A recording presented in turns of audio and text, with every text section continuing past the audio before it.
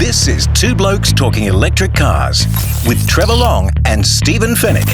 Thanks to NRMA Insurance and Uniden. Here each and every week talking electric cars. Trevor Long, Stephen Fennick, thank you to the great people at NRMA Insurance, helping over 3 million Australians protect the things they care about. And Uniden Smart Dash Cams, awarded Best Dash Cam by Kansas Blue, and some cracking new products out there. We'll tell you about them shortly. Stephen, good to see you, mate. G'day there, Trev. Some news about this week. There is a bit, and you're driving something very interesting, which has come up in previous calls, so we'll talk about that at the end. Definitely. But really, and for full disclosure, this news really came out after we'd recorded last week's episode, but it's still such a big story that I think it's worth a conversation about. Tesla seems to be going through some corporate change. Yeah, now, a bit of a restructure. You never really understand how it works at their kind of level because they're not required to disclose much, but there's been earnings reports and all that stuff. But to lay off something like 500 people and essentially the broadest part of their Supercharger division.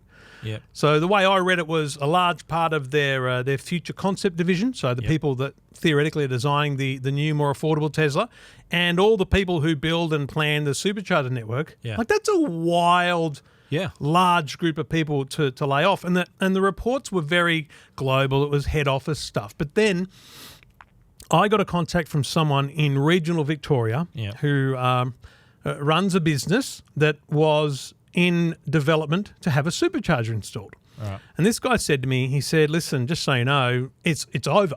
It's not happening anymore. He said to me that they got a really positive and encouraging pitch to their board from Tesla to have the site. So it was Tesla that chose their location. They signed the license agreement. I've got a copy of the license agreement. It's pretty vague and pretty basic, but essentially it's we'll do all this. We'll pay for everything. You don't have to pay for anything. We'll fix everything. We'll make it all look good. We're in charge of making it work. And as they do for every other You're not site. required for anything else. But you don't normally see these agreements, right? Yeah, of course. It's a 5-year deal with 2 5-year options, so it's essentially a 15-year deal. Wow. At the end of the 15 years, Tesla will put it back to the way it was before if they don't continue again. Really? Like those kind of things, right? It was pretty detailed stuff. And they were due to begin construction in June or July. Wow. So that's just in a couple of months, they were literally weeks away from essentially beginning, and they showed me an email, and I've redacted now some of that email because it identified a person at Tesla, and while that to me was actually substantiation of the claim, Tesla asked me to take the name down because they didn't feel like the email correctly represented their phone conversation. But the bottom line is, the deals are off. There's no more planning going through. So essentially, it's not going to happen anymore. That's a direct result of him getting rid of this whole development team, including the EV charging senior director, Rebecca Tanucci, and apparently had a team of more than 500 people. Yeah. And this is global. This is a global thing. It's a global thing, and that's why I wrote the story, because it's all well and good to talk about Tesla making a change globally, restructuring staff, whatever, but physically sites that were slated to be made. So this site in regional Victoria is just one thing. And I looked at the map, and I think it would have been an important part of the network for them. Yeah. But I think about my drive that I don't do anymore, but I used to do up the New England Highway to Tamworth and Armidale. There's 2 towns, Muswellbrook and Scone, that both have planning permission, council approval for large 4 to 6 bay Tesla superchargers. So they were specified as being Tesla superchargers, not just chargers? No, these are Tesla planning approvals, right? And you think about those sites not being there, and it's not the end of the world because Tesla already has a phenomenal, and we've said this many times, a phenomenal network coverage, right? But Stephen, this is their number one selling point. That's their trump card. This is this is what attracted people to buy a car, buy a Tesla, was the fact that they knew there was this network of superchargers out there. Myself included. I'm thinking, well, these were there 5 years ago when I bought, 6 years ago when I bought my car. Yes. And so someone looking now, that reassurance now that there are going to be even more, that's gone.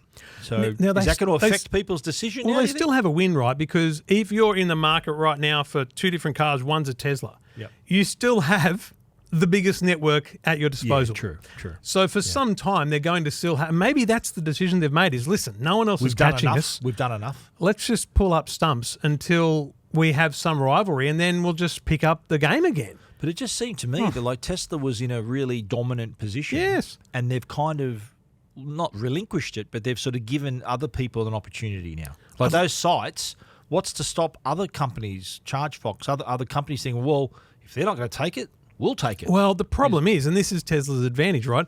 The problem is those other companies aren't building as fast or as big. Yeah. So, whether it's EV Networks, BP Pulse, ChargeFox, whoever you look at, none of them are building more than one or two actual charging devices, right? Yeah. So there is no one else that's going to jump in and just go, here's 6, here's 4. Why not? Don't you reckon that they would Well, someone would take an opportunity? We talked about this months ago. The fact is none of them are investing for the long term. They're investing for the now. What can we get a return on now? What can we get government? See, the government will give them millions and millions of dollars to fill a gap. Here's a town, Timbuktu, there's a gap, fill it, right? But they just put one charger in. No, and the gap is filled. Yeah, okay. But actually it's not filled because you need 6. You need 12. 8. Okay. You've got to go those hard. sites that Tesla have now knocked on the head, they had government approval already, so they were obviously ready to rock and roll. They were ready to go. They had you were saying they were council planning, everything away. done. Yes. So that would suggest that there'd be less red tape to get through should someone else jump in and say, well, let's do something. I wouldn't say that. I wouldn't say that because you've still got to, plan out and approve, and it's a different company applying and all that kind of stuff. But it just it makes sense in some way. They're way ahead of everyone else. Why build more? But it makes no sense in that. Maybe I needed to see the books to really understand it, but it just doesn't seem to me that they would be at a financial disadvantage not to continue to stay ahead of this game. So is this basically this move has now there is no EV charging division anymore? There is. It doesn't appear there's anything. So, there may be still obviously service because they need to keep these things up. Of course. And I think that's their plan is to, if I'm to read between the lines, their plan is to go, we've got the biggest network. And that's not going to be challenged for years, right? We've got the biggest network and the most reliable because that's one of the big faults we have with other charging networks. Yes. So why not put your existing investment, just continue that in service and sustaining and keep the network as it is and grow it when needed as opposed to just aggressively growing it. Do you think this was a decision directly made by Elon Musk, or would he have taken this under advisement, or like who made this call? Do you think it feels like it's not? Doesn't feel like the thing that Elon would do. Musk, it feels like the kind of thing someone would have said to him, "Listen, we're burning 500 people. That's $50 million a year, whatever. We're burning a lot of money per year on building a network bigger than only ourselves. We're not beating anyone by doing this. So let's just pull back, and then let's wait until the time's needed, and we'll just." Full steam ahead again later. Okay, so they'll have to rehire more people down the track. Won't be a problem, So you're saying that they're so far ahead that they don't need to develop new sites at this point. Spot on. But in 2, 3, 5 years' time, mate, I think it'd be 5 years before anyone gets close to catching up. Yeah. So at that point, the Tesla might decide to sort of start building more again, spark it up again, and get ready. I'd be absolutely fascinated to hear from people. So if you've just bought a Tesla based on supercharging network, I think 90% of Teslas don't use the network because they're just charging at home. But for the 10% that are doing drives, for the people that bought the Tesla because you wanted to get rid of range anxiety, you wanted to know that you had this network, does this change your view? Or are you just happy because there's still a big network? Does the fact that you thought they were going to build out certain sites, you shouldn't have bought on that basis, but there was no reason not to believe it, does that change anything for you? And if you're a non-Tesla owner, do you look at this and go, well, hang on a minute. My biggest question is, are they still going to open up the rest of the network? To non-Tesla cars? There's still some closed off, aren't there? Oh, yeah, lots. Lots of them. Lots of them are still closed off. I noticed there's some in like city areas. The ones in the country. But the country ones are the ones that need to open up. Like Goulburn's not open. No, really? Not all of them at all. No way. I think this might trigger that move. You think they'll open them up? Yeah. But see, then they want more customers rather than just Tesla. If you're not growing your network, then you're overpowering your network with too many cars by opening it up. Yeah, true. I suppose so. If you're a Tesla driver, so you're a driver. You say Goulburn's not open up to it's just Tesla still. Yeah. So if you're a Tesla driver driving through that's a pretty popular path, popular route. Then you'd be a bit anxious, thinking, well, if I turn up here and there's all these other brands of cars that I'm going to be waiting. Yeah. So, you're right. That might fill them with range anxiety. Fascinated to hear what people think. 0477 657 657. Send us a text or a WhatsApp, 0477 657 657. Or you can get in touch via EFTM.com and techguide.com.au. Two Blokes Talking Electric Cars.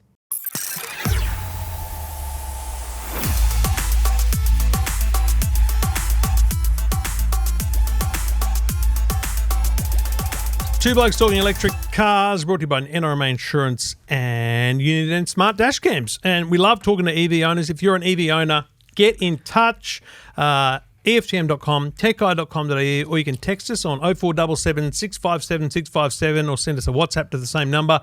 And we want to talk to you if you're in the market to buy something. You've owned something for a long time. You're a new owner. It doesn't matter. We'd love to talk to you. We've had a good response too. A lot of people are getting in touch. So, yeah, we love to chat to you guys and have you on the show. I think more people hearing from more EV owners is a good thing. They don't want to just hear from you and me. They want to hear from the people with vehicles. I think they'd stay for just you and me, but I think it works better. And we've got another owner on the line right now, and that's Roddy. G'day, Roddy. Yeah, g'day guys. How you going? Yeah, real good, mate. What do you own and when did you get it? So I bought a BYD Seal Premium just at the start of February this year. Okay, so what's that? Only two and a half months you've had it? Yeah. I had it for a short time, and I can safely say I absolutely love it. Okay. I've been driving for a number of years, and I've had a lot of ICE cars over the years, and I like the cars, but this is my first EV. Okay. When did you first start to consider an EV? If this is a new purchase, how long have you been in the kind of thought process? Because for me, it was 10 years. Right. Okay. So I was 6 to 8 months. Okay. I'm, as my mates call me, I'm Mr. Gadget. I love everything technology based. I do it for a job. I do it for all the family and all that. So okay, I can recommend a couple of good podcasts to listen to, mate. No, don't worry. I listen to you guys a bit. Thank you, mate. And look, for my type of driving, I work from home a lot. I don't do a lot of driving. Yeah. I thought about hybrids, thought about plug-in hybrids, and then in the end, when I weighed up the costs and the benefits with the whole fringe benefits tax exemptions you get now, and then novated leasing, I thought, why not? Let's just give it a go. And I'm really glad I did. It's really good. Is this a family car? What's your situation, Roddy? You got wife and kids, or how is the family taking this? So we've got a Toyota Prado for sort of like the wife drives that around, the big diesel thing. And they've been we've had two of them. They've been great. Okay. I used to drive a little Holden Astra. So this is sort of my car, really, and dropping the kids at school and taking the sport and so forth. They call it the little go-kart because it kind of is a little go-kart. It just sort of handles well, it drives well, it's silent, instant acceleration. There's a few little quirks out there that a few of the reviews sort of picked up, but since the latest software update, nothing's really bothered me about the car. It's great. Well, I was going to ask, let's go a couple of, first question, what made you decide on a BYD? And then we'll ask you what you like and don't like about the car. All right, so I've been looking at the usual suspects, the Teslas, MG when they released is it the ZX4? MG4, the hatch. MG4, yep. I looked at that as well. I didn't want to spend a fortune on a car because obviously I had to keep it below the luxury car tax for the fringe benefits exemption. And all honesty, don't get me wrong, Tesla's done great for the whole electric vehicle side of things, but they were just a bit too common for me. Like in my area alone, I'm seeing every second or third car at Tesla. Yep. And there's a few things I don't like about it, such as no speedo in front of you. You got to look off to the side of the screen. In my personal opinion, it's a little bit bland inside. Agree. And the Model 3, which is the one I was sort of looking at, the whole no indicator thing, that would just sort of do my head in, right? So that sort of put me off it. As for the BYD, I was originally looking at a BYD Atto. There's a lot of them in my area down here in Victoria. And it was just before Christmas time, actually, walking through one of the big shopping centres down here. They had like a pop-up shop thing at Chadston Shopping Centre. Yeah. And the Seal was there. And I walked past the Seal and I went, no, I prefer the look of the Seal. Yeah. It instantly stood out. Wow. I sat in it. Just sort of, really, the looks of it grabbed it is a good-looking car, I've got to say. It's a really sleek-looking car. I like it. Yeah. I think a lot of people would prefer it over a Model 3 in that same sense, just from a visual perspective. I think also from my perspective, I think it's the best-looking BYD. I think it looks far better than an Atto. I think the Atto is a great car, but I think it's aging probably a bit quicker than you might like on a vehicle so new. But I think then you said you owned it for a couple of months. So what are you loving most about it, apart from the obvious, it's an EV and those kind of things? So it's very comfortable. It's very comfortable to drive and sit in. It's got all the features you could sort of poke a stick at. As I touched on briefly, there's a few little annoyances with the bings and the bangs and all that, but I believe that was for the ANCAP safety rating. So at the end of the day, I've just sort of put that out of my head and I just get used to it. It doesn't bother me anymore. It's a I believe it's a well thought out car in the interior. Like there's little nooks and crannies everywhere that you go, oh, okay, that's actually quite handy. There's portable like USB chargers all over the place. The kids love it because there's always a charging cable available for the phones all the time. Yeah. It's to me is very well. Look, I guess it's a cliche. You think Chinese cars, you think, they look the same. Yep. To me, it doesn't look like a Chinese car, right? It's very well. It's very good nice quality. inside to sit in. Yep. Yeah. The full moonroof at the top is brilliant. Like that's everyone makes a comment when they sit in the car and just see this, the whole glass roof. Look. And obviously the EV benefit side of it with the charging. I did a little bit of research on what charging to get. I got a level 2 put in at home. Okay, so you got a charger at home. Was my next question. I think a lot of people on the Facebook group I'm on mentioned, we get by with a granny charger. I figured I've spent this much money on a car. Yeah, why not? Might as well go. I've got 7 kilowatts of solar on the roof. I've got a solar aware charger from Fronies, the Watt Pilot. So it talks to the solar and tells me when it can charge off solar. It does all that. It was a little bit more than what you would pay for like a dumb charger. Same. We're both the same. Yeah, we've got I've got Wallbox as well. Yeah. So, and I've only ever used public charging once. The first week I got it, I thought, let's just give it a go. So I went into one of the local car parks and there was a ChargeFox 150 watt charger there, DC charger there. And that topped it up from like 50 to 80% in about 20, 30 minutes. And I've only ever done it once. I've just done still haven't taken the Kia time. still hasn't been near one. It will in a few weeks when we take a road trip. And so how often, it sounds like you're not having to charge too often. You said you work mainly from home, did you say? So you're not driving a lot. And so the charge situation, never a drama?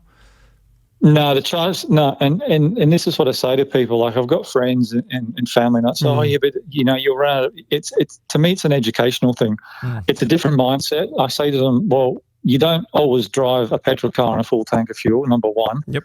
And secondly, I don't always charge it to 100%. Like it doesn't need to be charged to 100. If I've got it on charge with my electricity plan, I've got during none with OVO, you get 3 free hours a day. I'll chuck it on, and if it gets to 100%, it gets to 100%. If it doesn't, it doesn't. You're right about it being education, though, Roddy, because my wife came home one day, and about the second week of having an EV9, she goes, you got to charge it. I'm like, what's it at? It's like 45%. I went, mate, that's fine. That's 3 days driving. You won't use that in 2 weeks. So it's really an education. I think coming back to the whole, it's like a phone, you plug it in every night kind of thing. Yeah. And being Mr. Gadget, Roddy, you must now get that question a lot among your mates and your family and your friends and that kind of thing. Yeah, I do. I do quite a bit, and I just sort of say to them, look, I don't think EVs are for everyone. Mm-hmm. It's, in my opinion at the moment, it's a sort of horses for courses thing. Yeah. But for 12 to 18 months ago, I would never have thought I would have bought one. Oh. But once I worked out my style of driving and what I do and all that, and of course technology, I thought, why not? And I wish I made the jump sooner, but there probably wouldn't have been a BYD Seal at the time, right? Yeah, so, that's true. Maybe not. I was going to ask, how long before decision, ordering, delivery? All right, so I'm the type of person that once I've made my mind up on something, whether it's a TV or a you want it yesterday, yeah, I have to have it now. All right, so I remember I was still on holidays at work, and I went for a test drive to the local BYD here. And I said to the lady, look, I'd never driven an EV before. I sat in the Tesla and did all that, but I'd never driven one. So she took me, I went for a spin, did all the usual. You put your foot down and you get thrown back in the seat. And it was basically, that was on a Monday and I bought it on the Wednesday. Wow. And I had it delivered 7 days later. That's awesome. That's fast. So, that's good. Wow. Yeah, they were really good. I believe there's some delays on BYD Seals at the moment because they're so popular. They're popular, yeah, wow. Yeah. You're setting a trend, Roddy. You're setting the trend, mate. Yeah, I know. So I just have to. Look. I don't preach to people about you have to buy one. You have to buy one. No. But if you're interested in one, come see me. I'll tell you the honest truth about it. But in my personal opinion, it's a great thing I do. What about your missus? Is her next car going to be an EV, or she likes the Prado too much? No, she loves the Prado, and I like the Prado as well. But she does it for her work. She does a little bit of off road now and again. Oh, that's right. She likes the big car. Cybertruck maybe for her. Kia EV9, mate. Kia, there you go. Trev's got an EV9. I kind of, in all honesty, she'll probably kill me for saying this, but she would forget to plug the bloody thing in. Oh, Roddy. We won't tell her, mate. We won't say nothing. Wow. She's bad enough with her iPhone, let alone a car. Oh, well, there it is. It's all downhill for you. Yeah. Well, Roddy, it's awesome insights. Genuinely, I say this all the time. It's so great to talk to real people who own EVs and for other people to hear. Yeah. Because it is the little things about what you say that will change people's impressions. Obviously, you're already listening to an EV podcast, so you're over the line there a bit, but it makes a difference, mate. Totally. Yeah, no, it does. And I'm happy enough to ask anyone's question. And the great thing is, when I drove past the petrol station today, it was $2.35 here. Suckers, is that what you said when you drove past? That's always rewarding, Roddy. Good on you, mate. Really great to talk to you, mate. Thanks for reaching out, buddy. That's all right. Thank you. Good on you, mate. That's awesome. And just another EV owner. Absolutely. And, I like how quick he got his car. Like he decided on Monday, purchased Wednesday, had it 7 days later. He is my man. That's how I operate. I'm like, I've got to have this thing. Yeah. With anything. Yeah. And look, it's just really simple. And I think Roddy made the point to you in an email. It's like, hang on a minute, we're only talking to Tesla drivers. No, we're talking to anyone who messages and calls. We're doing our best. There just happens to be a lot more Tesla drivers than there are BYD drivers. Look at the sales figures every month. There's many more people buying Teslas. So definitely. The chances are we're going to hear from more Tesla drivers. That's right. Yeah. So always happy to hear from you. anyone. Yeah. Like even hybrid drivers, whatever, any other brand. Yeah. We've definitely got some messages from people who are hybrid drivers. So we'll over the weeks and months ahead, we've got a lot of people we can talk to try and help us all understand the community that is moving a little bit forward with the way cars and transportation work. Line them up, mate. Line them up. And let's remember, we're not here about being green. It's great that's an offshoot of this. Great byproduct. But for me, as a car guy, I love driving an EV. Me too. The driving experience. techguide.com.au, EFTM.com, and if you want to send us an SMS or a WhatsApp, 0477 657 657.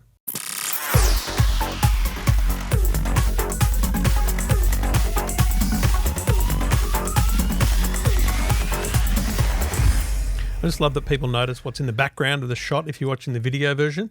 Yep. And it might change within the show. Yeah. Even if my shirt stays the same, the background might change. Anyway, continuity, folks, is not a thing we care about here on Blokes Talking Electric Vehicles. I'm just telling you. Yeah, we don't have staff for that, all right? Hey, I seem to look the same every week. You're boring, Stephen. You're boring. Anyway, people who are not boring are people who are listening to this show, but also people are thinking about buying something electric. And we've got another prospective electric owner on the line. That's Sam. Sam's in Singapore. G'day, Sam. Good day, gentlemen. How are you? Yeah, real good, real good. Why are you in Singapore? How long have you been there? Are you an Aussie expat or what's the story? Yeah. Yep, I'm an Aussie expat. I've been living in Singapore for about 11 years now. Wow. Before that was in London for 8 years, so left the fine shores of Australia about 20 years ago. But you're planning to come home? Planning to come back. Do you have to reapply for citizenship or something? Or what's happening? You're an Aussie citizen already. There should be some checks and balances at the very least, shouldn't there? You got an Aussie passport? I'm blessed with that for life. Very good. So what's your EV I'm definitely story? treated as When you come back to Australia, you're going to buy something?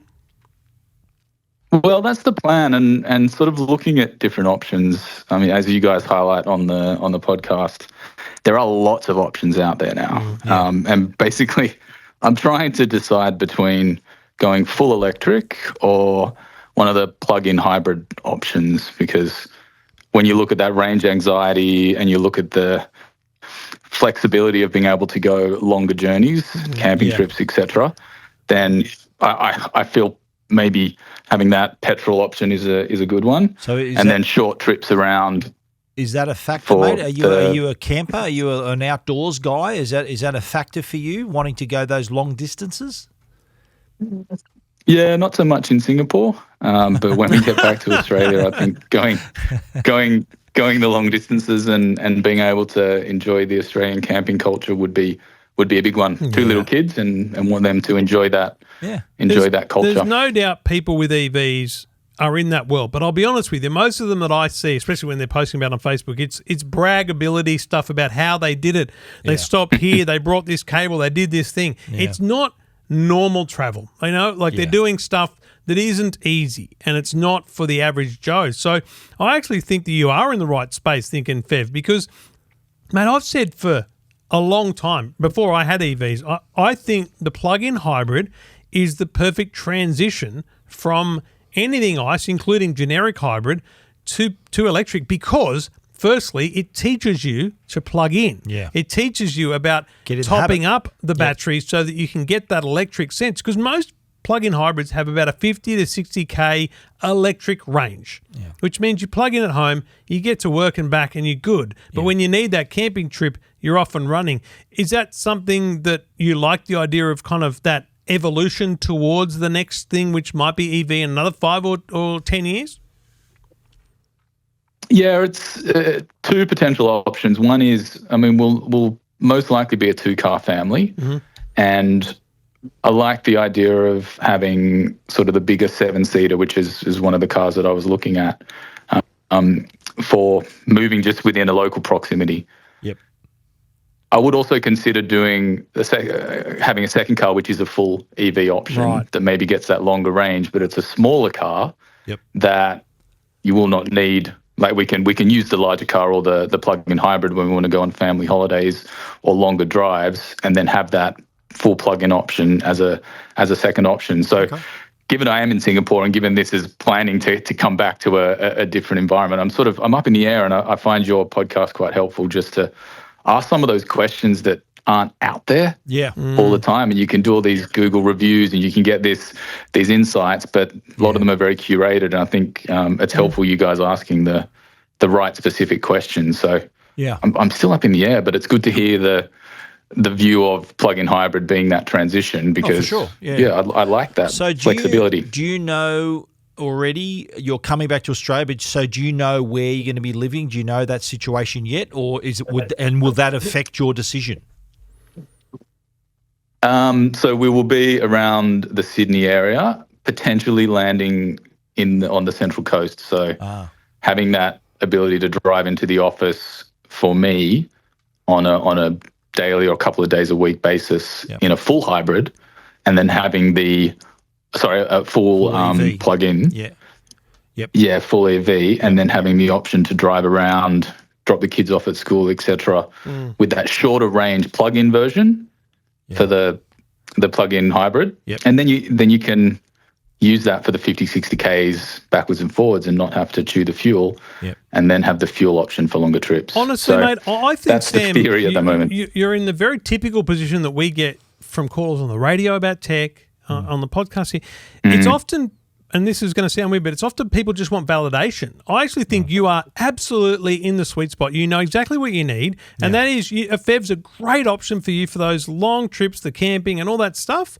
And let's call it a runabout, but an EV, it doesn't have to be as small as a Dolphin. It might be the Atto 3, or it might be a Tesla, whatever you choose. But you know, Model Y. like from the central coast of New South Wales to Sydney and back, you could probably do that 3 times in a Tesla. In a fuel 25% each way. You'd get you wouldn't use half your battery if you're going Sydney to Central Coast and back. You'd go that'd be a 50% trip. It's kind of perfect too, because you get to really experience the revolution, which is an EV.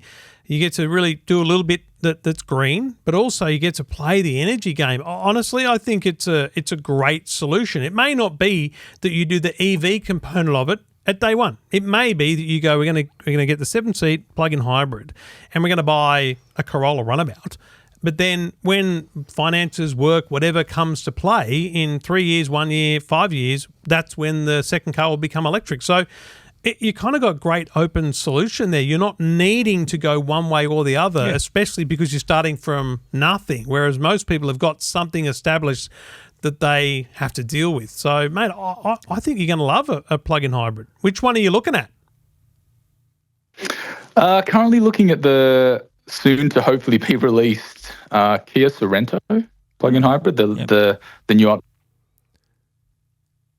is intended to mirror a little bit of the EV9, Yes, which it I does. think you've got, Trevor right? owns, by the way. Did you Yeah, know that, mate? yeah, Trevor recently bought the EV9. It's a great car. Looks good. Yeah. But you're right, the design change, you just dropped out, but you mentioned the design change. Essentially, it's a new look for Kia overall. And you know what? If you love the Kia Sorento over time, then you might go for the Kia EV5, or there might be smaller ones by the time you go for the second car. Yeah, that's why I was exactly sort of the thought process as well. You mentioned, I think, the Kia 5 coming soon. So that's definitely one I'll keep an eye on for the smaller runabout. And the idea of the, let's say, a little Toyota hybrid runabout as well is something that I've considered. So interesting that you mentioned that as well. So have you got a budget in mind, mate? Lots of choice. I don't want to know the Lots of budget, choice. but do you have a budget? You got a bit of a budget ballpark in mind? I don't want to know what it is, but are you looking to spend a certain amount of money, or are you sort of carefully weighing up between brands, between models at the moment? Yeah, I mean, I've got a loose budget. I don't want to jump in too deep from the very outset. I think the main commitment will be like the Sorento. I've got to deposit down on that as and when it arrives, 12 months or whatever. Yeah, I'm not sure right. what that'll actually look You'll like. arrive before the car. Yeah, I think I might. And then the runabout option, flexibility, I think, is the key at this point in time when sort of landing back into a country after 20 years. Mate, why are you coming back? I'm curious. Two little kids. Yeah, great. 4 and 6, and I want them to grow up in the culture that I was able to experience. Singapore's a great place. It's just extremely hot and humid, and I wouldn't mind seeing some seasons for a bit. Nice. Have you seen many EVs in Singapore? Yeah, what's the culture like there? Yeah. Very well. It's picked up a lot in the last, I'd say, 2 years. Yeah, right. But if you want to talk about doing very well, the price of a EV9 over here is, I think, about probably close to 400 grand on the road. Whoa. 400 grand Singaporean, which is a lot. Yeah, which is less than what Trev 450 paid. Aussie. How much Aussie? Yeah, it's crazy. It's like 450 Aussie. What? Wow. It's crazy. It's crazy. You're driving a Lamborghini. Trevor car. just bought a Ferrari. What's going on here? Yeah. This Yeah. is unbelievable. And you said before, It's a very unique system over Can you here. import a car to Singapore? we'll send you one. We'll send That's one part there. of that's part of the challenge. Okay, right. Yeah. And so how long did you say you've been in Singapore for? A few years? 7. 11 years. 11 years. years. Wow. Before that in London, yeah, right. And so can I ask, were your kids born in, obviously the kids were born in Singapore, weren't they? 4 and 6. And, do the math. Yep. Okay, and your wife, kids were born in Singapore. Did she come across with you, or did you meet her in What is Singapore? this is your life? I'm asking, mate. It's a dating podcast. Yes, we met here in Singapore. She's Canadian of origin, wow. but lived in What? Australia for 6 years before moving here. So she knows how bloody good it is. So here, she basically. knew how good Aussies are in Australia. She knows how That's good great. Australia is. And you've Nice. just flown the That's flag right, like a that's champion. right. Good All on right, you, then, mate. given how personal this podcast has been, the last question for you, Sam, the last question is, you're batting way above your average, aren't you, mate? As we all are. No doubt. No doubt. All right, really insightful stuff, mate. I look forward to seeing what you do, mate. When you land back, let us know, and we'll talk to you when you Keep pick in up that touch. new car. Yep. Will do. Thanks for your time. Good on you, mate. Thanks, Cheers. Sam. And if you, like Sam, want to have a chat about your personal life without previous approval, I was curious. Yeah, I understand. wanna know. Totally fine. Yeah. Totally fine. So he met his wife in Singapore, Yeah. and she's from Canada. That's So, unbelievable. hello. But she had lived in Australia. And she had lived in Australia. Wow. She knows Boom. it's a lucky country. Yeah, absolutely. Hey, place- Sam batting way overs. I was gonna buzz in on why he was bringing his family here, because you want your kids to go to school here, mate. grow up Of here, course, yeah. and Of course you do. live with a plug-in hybrid Kia Sorento. There you go. Great choice, Sam. Thanks for getting in touch. If you want to get in touch, Sam got in touch via WhatsApp 0477 657 657. You can do the same, or you can message us through techguide.com.au or EFTM.com.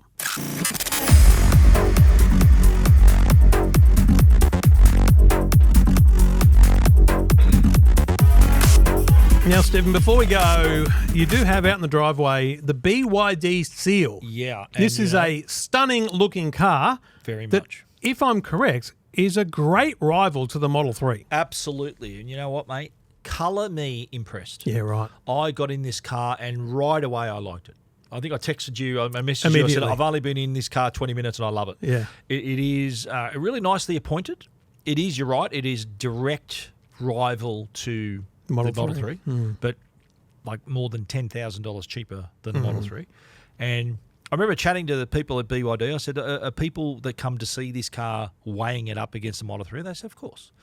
And I said, how many of those people do you win over? He said, look, not everyone. People still just want to have a Tesla. They want that sort of that spaceship sort of feel and the fact they can say they own a Tesla. But I got to say, this is really nicely appointed front to back. It punches well above its weight. It's got performance, so 3.8 seconds, 0 to 100. It says it on the car. It says BYD Seal, 3.8.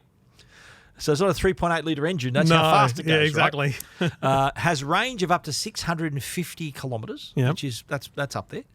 All-wheel drive as well, and just a really nice design. Yeah, right. Like I think I told you this story. I pulled this up at home. My neighbour ran out across the road, Mark, my neighbour, and he said, "Oh, mate, what do you got here?" And he said, "I'm looking to buy that exact car." I said, "Well, do you want to jump in and have a drive?" He goes, "No, I've already driven it. I'd be keen to hear what you think." I said, "Mate, I've had it for half an hour and I love it. Wow, it's remarkable. It has the nice big screen that tilts, portrait landscape. Yep, has got the cluster in front of the driver as well. Is really nice looking inside. I like the layout. So I love the little gear stick. Yep. And I love the fact that you pull drive down like the Millennium Falcon when you go into light speed. I love that. So that's pretty cool. And mate, it's really solidly built. Yeah, the right. clunk of the door. It's got a really nice sure-footed feel when you're driving it as well. Right. So mate, I am really on board. The BYD Seal, loving it. it's really one of those cars I think more people just need to drive. I agree. Too many people showroom. just don't. You're right. Yeah. When they said to you that people either want that spaceship style interior, good luck to them, or they want to say they own a Tesla. Isn't that an interesting mentality around buying a car? That's the strength of a brand, mate. Yeah. I drive a Mercedes-Benz, you drive a Cooper. There's a brand attachment, isn't there? Yeah. I think BYD with a car like this, and the 803, we saw it. Yeah. They've kind of broken through that. I think they've broken through to say, well, you can still be proud to own this car.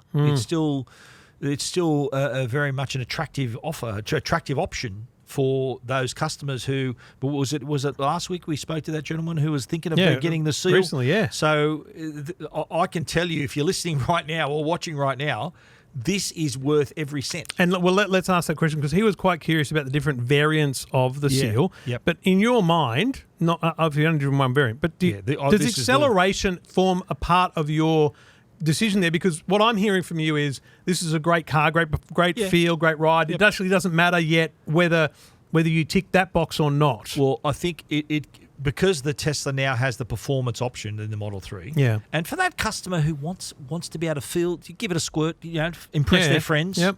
That's really why they want it for. It's not something you can just go 0 to 100 every day of the week. Yeah. And in any situation. But for that having that bit of acceleration at your fingertips is, I think, attractive for a lot of people. 40. I'm just going to put in a postcode here and get a drive away price. Yeah. 52.6 drive away price for the base model. For the base model, and I think it gets up to about 72. I think for the performance. Yeah. Which is like you put that next to the Tesla, it's about $14,000 cheaper. Well, let's have a look at the base model Tesla. Yeah. Because I think that's always a nice kind of place to be at. 58 to start with. Yeah. 63 drive away. So it's $13,000. So $11,000 cheaper. There you go. And I've got to tell you, this may upset people, but I think the BYD Seal is a better looking car than the Tesla Model 3.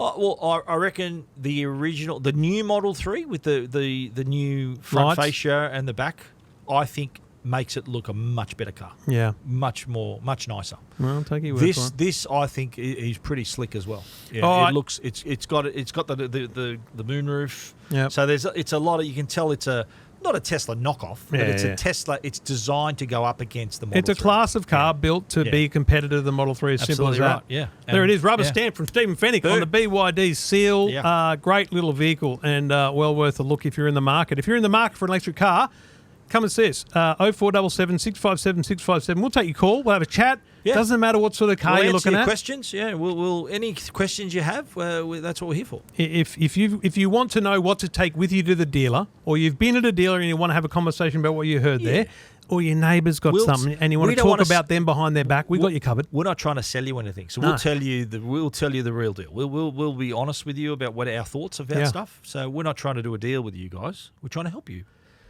Happy to help. Yeah. Two Blokes Talking Electric Cars. Thanks to NRA Insurance and Uniden Smart Dash Cams. Stephen Fennick, Trevor Long. Stephen, let's do it again next week. I'd love to, Trevor. Okay. All right. See you then.